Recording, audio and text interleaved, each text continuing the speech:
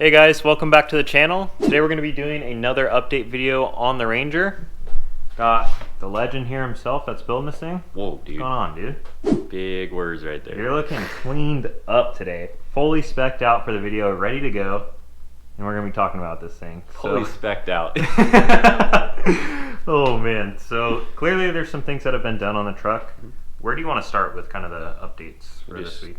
Since the last update, it's been a lot of just getting plate work done on the truck. So we were talking about, like, the fuel cell cradle was there before. I did end up adding this tube in here. So we only had a minimal amount of the structure here before.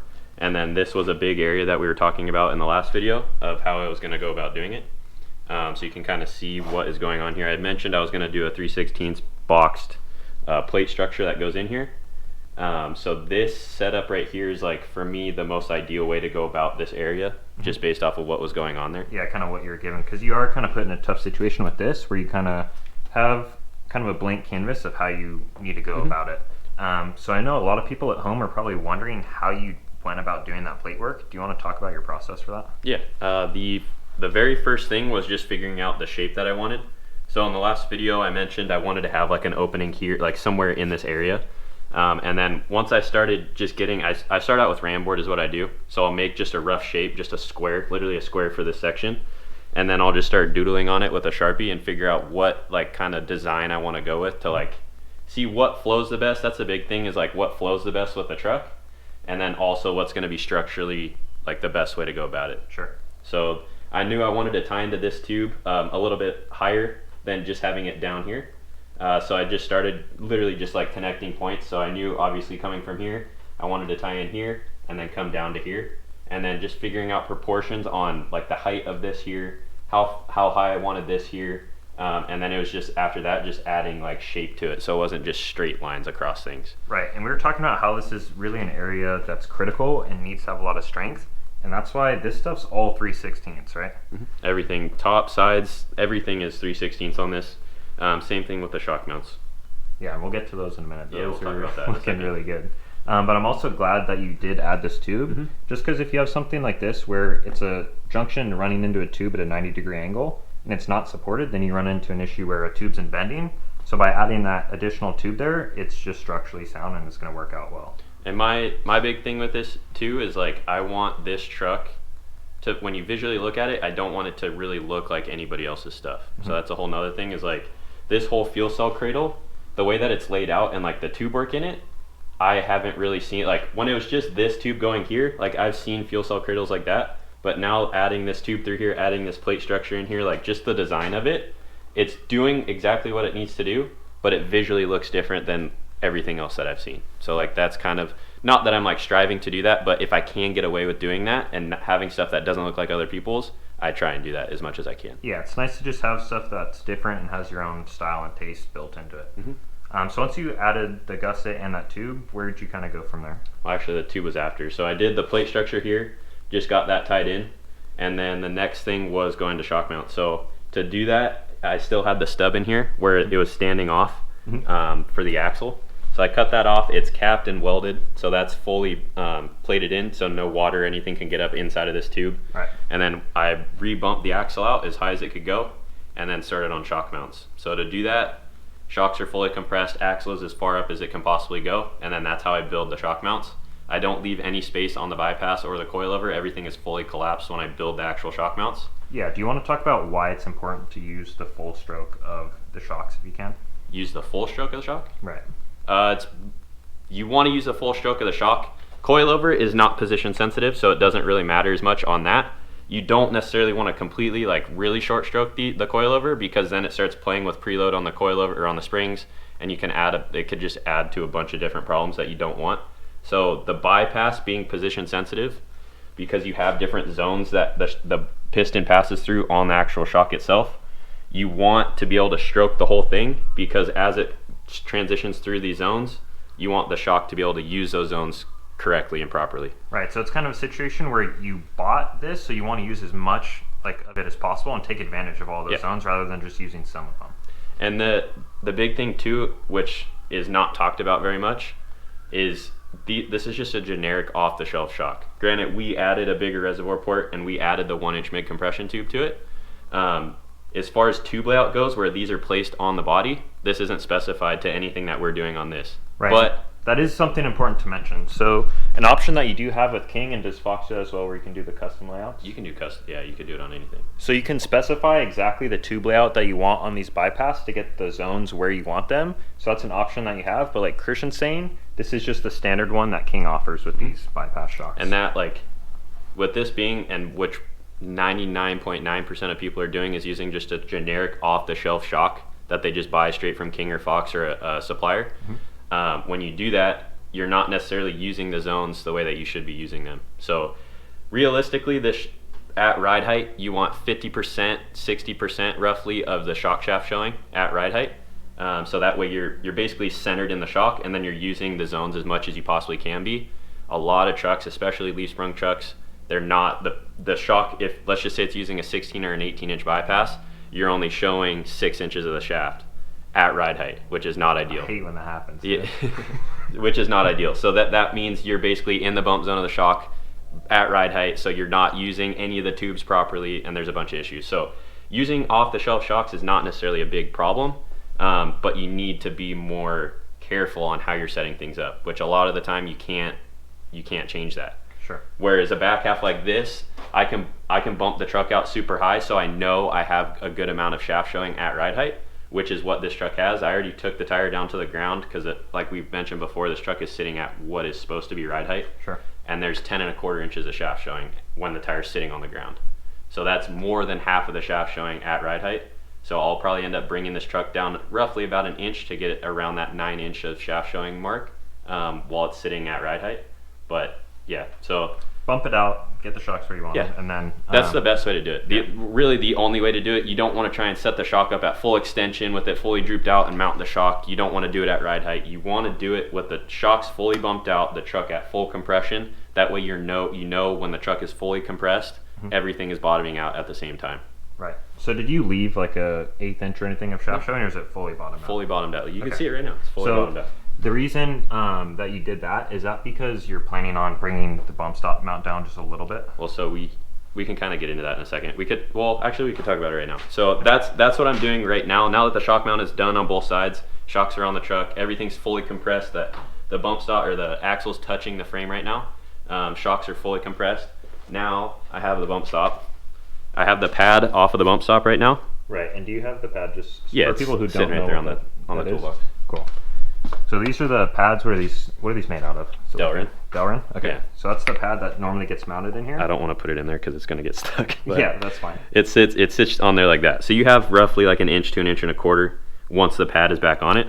So what I'm going to do now that everything is fully compressed, bump stop is fully compressed, it makes it way easier to mount this thing because you could literally just set it here and make your mounts instead of trying to deal with having this sit on a pad and it's moving all around, and you got to try and use a magnet to hold the bump stop in place while you're trying to make the tabs, and it's a pain in the ass. So this sitting here right now without the pad on it, everything's fully collapsed. I'll build the mounts right over to the bed cage, have it all set up, weld everything together, and then once all that's done, I'll go ahead and put the pad back in, and that will give me my spacing on the bypass shaft. Okay. So you don't want the coilover and the bypass to fully collapse at bump.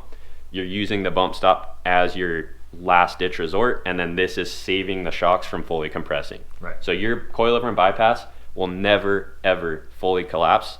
You'll always have the bump stop collapse before those get to fully collapse. Right, and that's all just part of keeping these things from getting just excessive wear and just like breaking. I did just do that. What an idiot.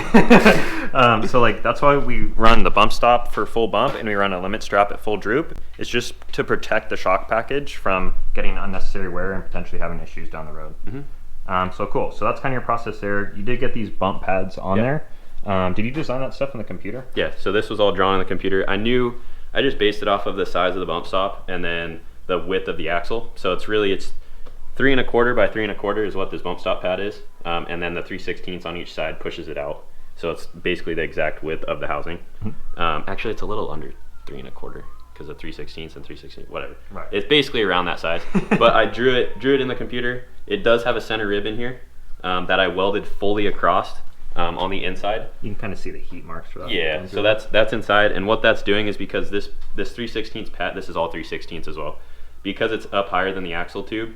If this was just hollow in the center, from the bump stop hitting it over and over, especially on a hard impact, you're going to start putting divots into that pad over time. So adding the rib in the center definitely helps with like taking the load out of that top plate. Right. And then sometimes people do like an internal key on here and then weld it from the top side. I don't like the look of that. I like it just being nice and clean like this when it's all done and painted. Right. And then your bump stop, your Delrin pad is not like getting weird divots in it from hitting a weld. It's hitting a weld. That makes sense. So this to me is like my ideal way of doing them. And then so that's where I'm at right now. But I did like, we can talk about shock mounts, I guess, too. Yeah. So these things are pretty. I'm really pumped on these. How'd you get started with the design of this? Same concept. So just doing these. Okay. So you just got the ram board, got your basic shape, and then with that and this, it's right here. Hello. So you can see I had 2 renditions. This was the first one right here.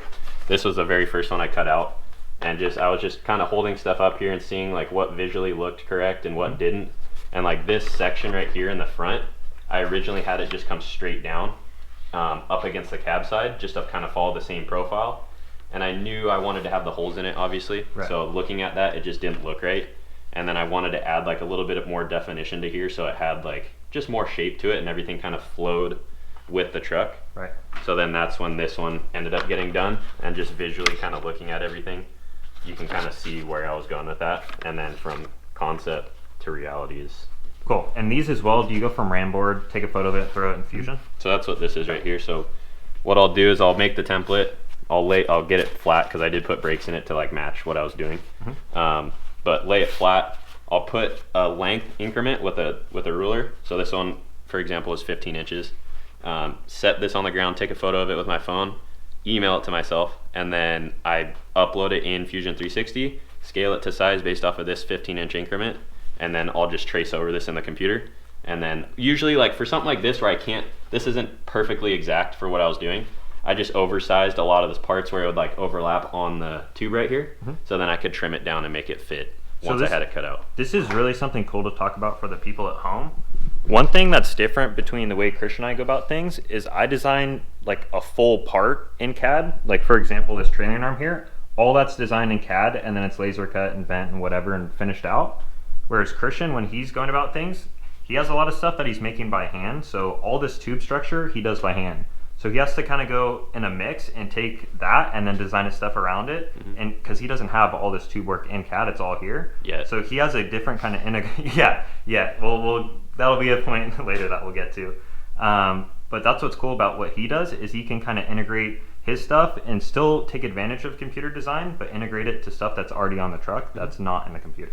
And once, like I didn't know that wasn't a thing that you could do, like just take a template like that, scale it, and then take a picture of it and upload it and trace over it. Once I unlocked that little cheat code, like it opened up so many doors for what I was doing. So like none of this would really be possible unless I figured that out. So like I could roughly like do some kind of shape if I wasn't doing that in the computer and cut it out and screw it up a bunch. But like that was literally like once I figured that out, I was like, ding. Yeah, like, that's when it comes to like computer design too. I'm using SolidWorks, which is a little bit more difficult to get access to. But Christian's using Fusion 360, which is a free program, free to use.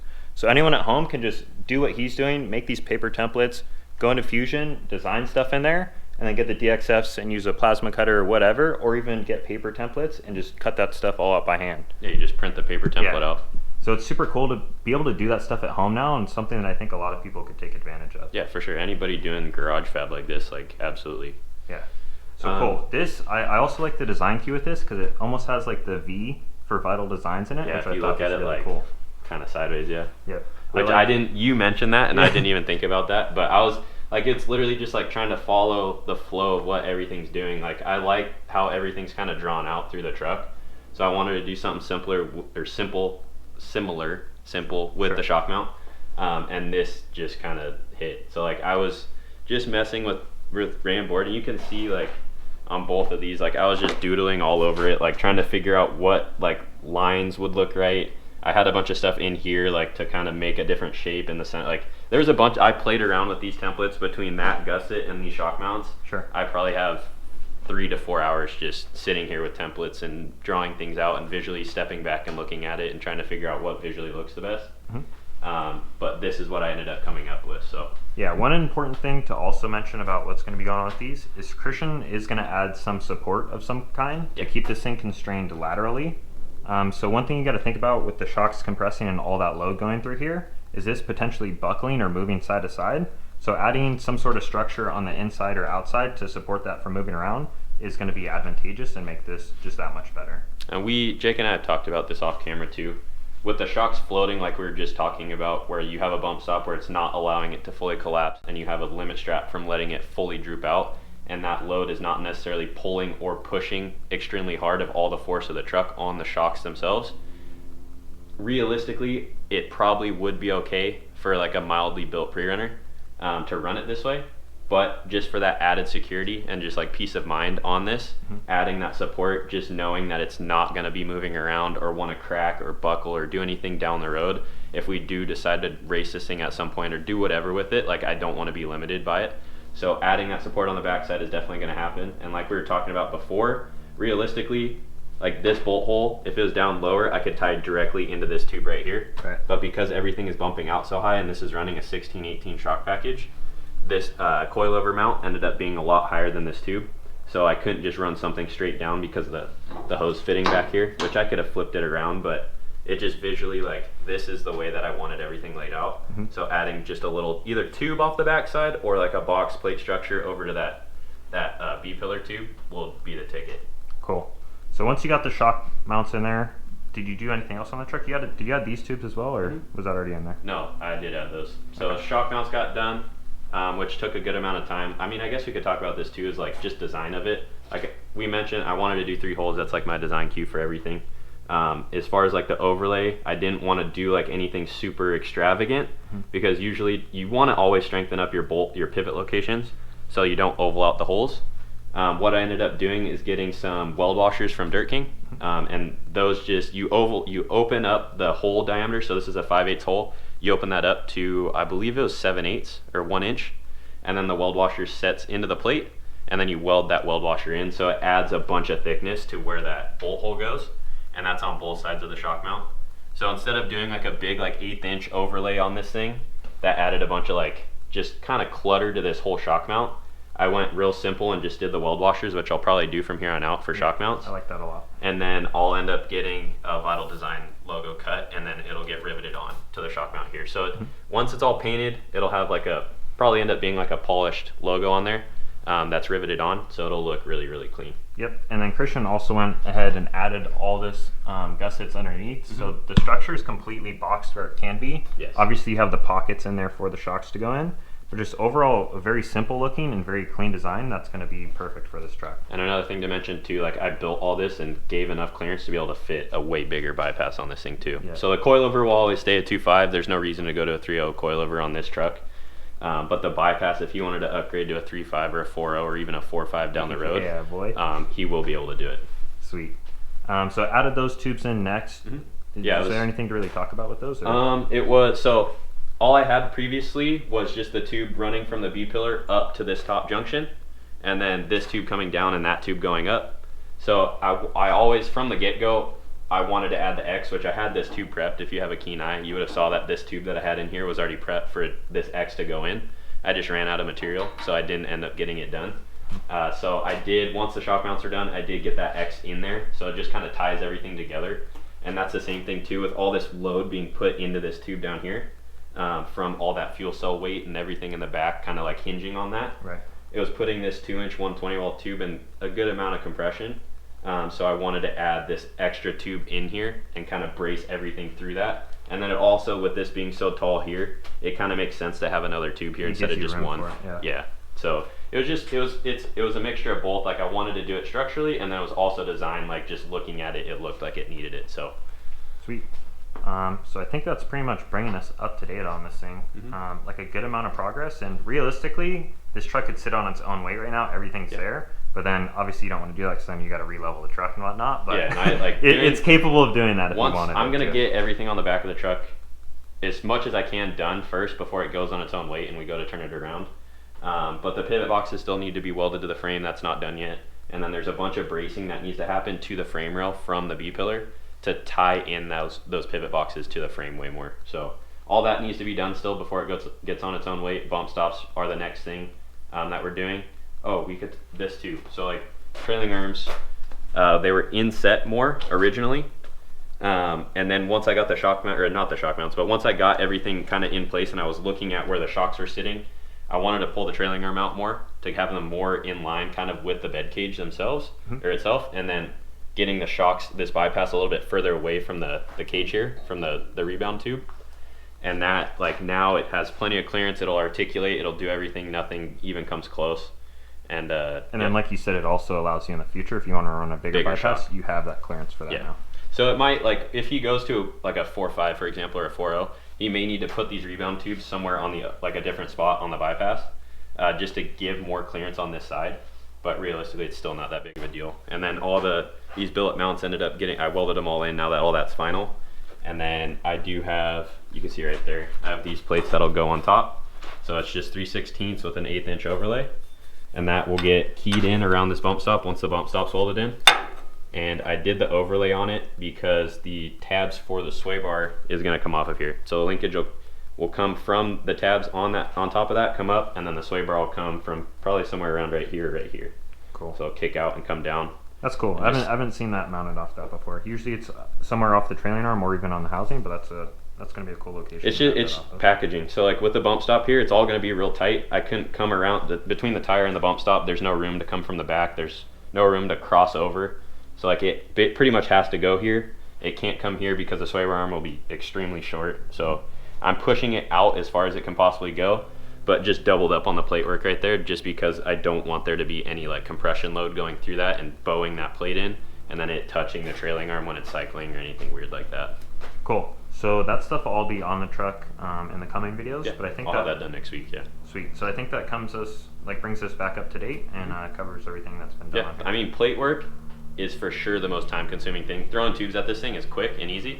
Plate work is where it starts to really take time, especially when you're boxing things in like that, because you need to make sure all your planes are correct and everything is sitting exactly how it needs to and all that stuff. So sweet.